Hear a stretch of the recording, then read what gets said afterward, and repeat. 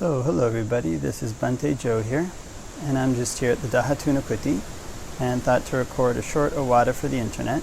So I thought that could start with just a little meditation, so you can lean forward a bit and arch the spine, and look about 3 feet in front, and close our eyes. And can spread thoughts of goodwill to our right hand side, wishing may all beings to my right be happy and at ease. May they put in place the causes necessary to be happy and at ease. And we can make the mind infinite, can make it unbounded, all the way to the ends of the universe and beyond, in every dimension. May all beings to my right be happy and at ease.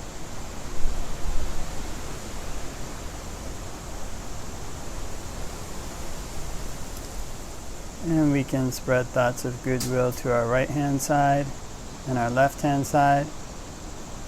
May all beings to my right and my left be happy and at ease. May they put in place the causes necessary to be happy and at ease.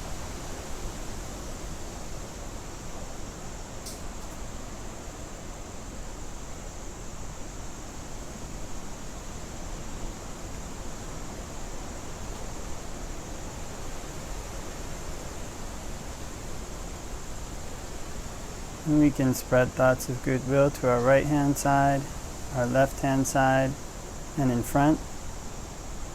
May all beings to my right, my left, and in front be happy and at ease. May they put in place the causes necessary to be happy and at ease.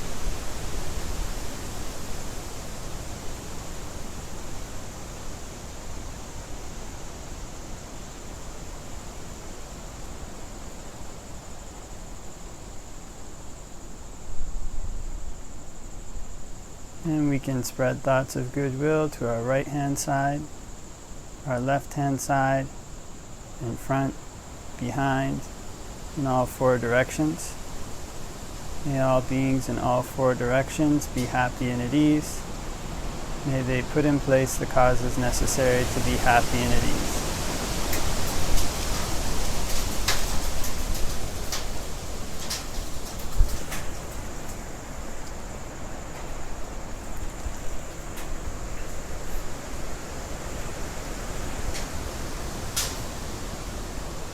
And we can spread thoughts of goodwill to our right hand side, our left hand side, in front, behind, and above.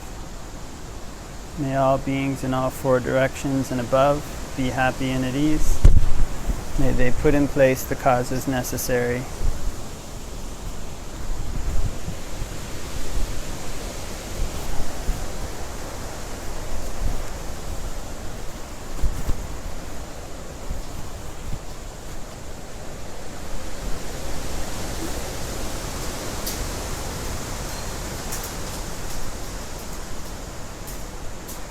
May all beings, and we can spread thoughts of goodwill to our right hand side, our left hand side, in front, behind, and above.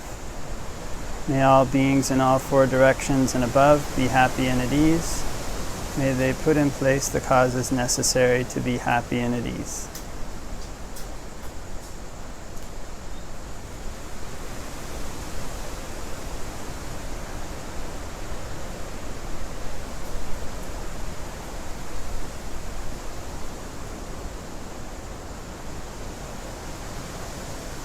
And we can spread thoughts of goodwill to our right hand side, our left hand side, in front, behind, above, below, all around in every direction, everywhere.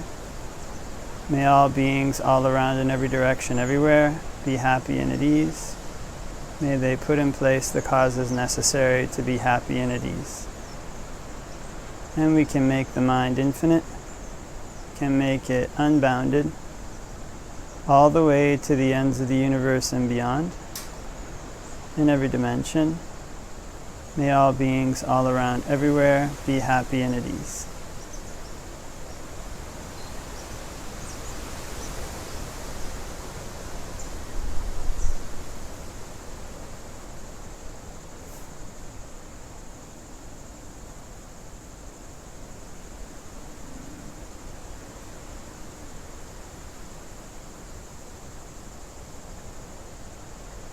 And before we finish meditating, you can spend a bit of time contemplating impermanence, how everything that's subject to arising is subject to ceasing. It's not me, it's not mine, it's not myself.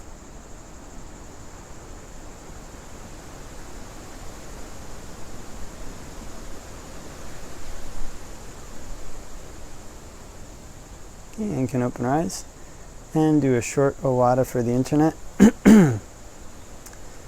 Namo tassa bhagavato arahato samma sambuddhassa. Namo tassa bhagavato arahato samma sambuddhassa. Namo tassa bhagavato arahato samma sambuddhassa. Buddhaṃ saraṇaṃ gacchāmi, Dhammaṃ saraṇaṃ gacchāmi, Saṅghaṃ saraṇaṃ gacchāmi. Dutiyampi Buddhaṃ saraṇaṃ gacchāmi, Dutiyampi Dhammaṃ saraṇaṃ gacchāmi, Dutiyampi Saṅghaṃ saraṇaṃ gacchāmi. Tatiyampi Buddhaṃ saraṇaṃ gacchāmi, Tatiyampi Dhammaṃ saraṇaṃ gacchāmi, Tatiyampi Saṅghaṃ saraṇaṃ gacchāmi. So hope that everybody's having a great day wherever it might be, and was visited today by some people and was given a new robe. And so I'd had my old robes, I think, for about 4 or 5 years, and so this robe is a new one. And the Buddha kind of, when one goes forth, when one ordains as a monk, then the Buddha gives 4 supports for the holy life, 4 supports for the life of a monk. And those are that one has for one's dwelling the root of a tree, and that one has for one's clothing these 3 robes, basically. And that one has for one's medicine this they call rancid urine medicine. And that what one has for one's food is basically lumps of alms food. And so this is what one can expect to strive as a monk. This is what one can expect as a support. It's enough to keep one going, enough for one to advance in the Dhamma. Enough, it's what one needs. And so this kind of teaching on not needing much, on having enough of what one needs, this is the Buddha's teaching on contentment with possessions. It's said to be a sickness for a monk when he's not content with any type of robe, any type of alms food, any type of lodging, any type of medicine. And these kind of sicknesses, this kind of sickness in the mind, is the discontent, it's the kind of unhappiness that one has when one doesn't get what one wants from these possessions. One of the things about material possessions is that there's basically a certain amount that people need to survive, to get by.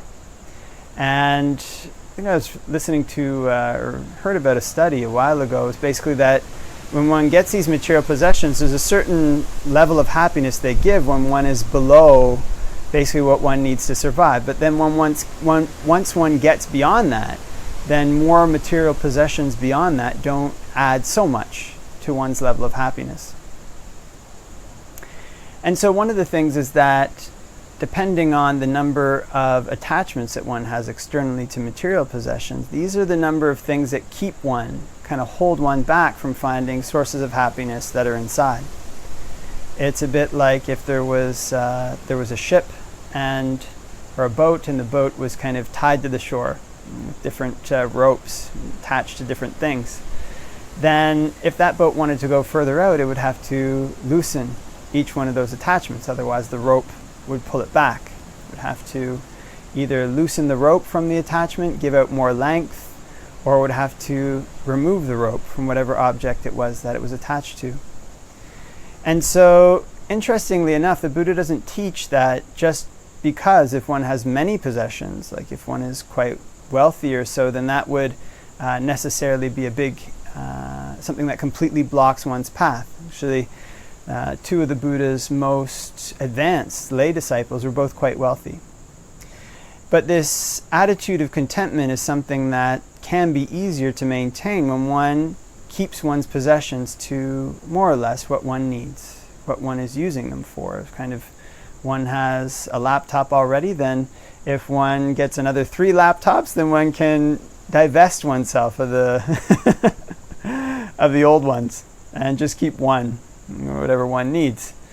What this does is it gives quite a lot less mental clutter to the mind. It makes the mind much more free. It kind of makes the mind, can make the mind much more light and at ease. It's kind of, there's this stress that comes with having in the back of one's head the need to care for, the need to guard many possessions. There's also this stress that comes when one feels that other people might want to take one's possessions. So when one has fewer possessions, or whatever possessions one needs, then basically what that does is it cuts that fear away. And it gives more room for the mind to search for sources of happiness that are inside, to find types of happiness that are more free and more abundantly available. So in all the Buddha's teachings, his teachings on happiness, they're things that one can find with very little. Kind of these root of a tree, the rancid urine medicine, lumps of alms food, and 3 robes is enough to find enough for people to strive for very strong states of happiness. So there was this time in the canon when there's I think it's a layman. He approaches the Buddha and he talks with him, and he eventually says, King Pasenadi of Kosala has more happiness than you.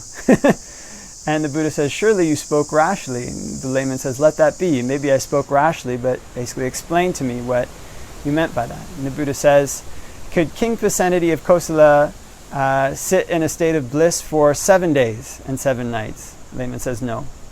What about 6 days and 6 nights? No. What about 5 days and 5 nights? 4 days, goes down the list like this. And the Buddha says, well, whenever the Buddha wants, he could sit in a state of happiness for 7 days, 6 days, 5 days. Now, this was the Buddha who was, the foremost meditator. But even without his incredible skills and abilities, the types of happiness that one can find inwardly are much more satisfying than the ones that one can find outwardly. And so when one possesses little, when one has whatever it is one needs, when one doesn't need more, when one can start to search for these other types of happiness without being tied to the shore, then one can find types of happiness that are abundantly available, that are freely available, that one doesn't have to guard from other people stealing. All that one has to guard them from are from one's own mind going out and cultivating bad habits, basically. So these types of happiness are what the Buddha points us to give us more and more nourishment on our path. He points us away from depending on the happiness that comes from material possessions so much. He points us toward finding a happiness that comes from doing good, from keeping the precepts, from being generous, and from practicing meditation. And these are sources of happiness that are far more nourishing. So it's enough that the Buddha gives these 4 requisites. He gives the root of a tree. He gives lumps of alms food. He gives rancid urine medicine. He gives the 3 robes. And these things are enough to be happy. These things are enough to find peace. These things are enough to try to strive for nibbana, to try to become an island unto oneself, so that one doesn't have to fear losing anything, because everything that one needs, one has. And those things that one needs, one can look for inside. One can look for in the mind through the practice of the Dhamma. Okay, so leave that for reflection, and hope that everybody has a great day wherever it might be, and wishing all the blessings of Dhamma practice.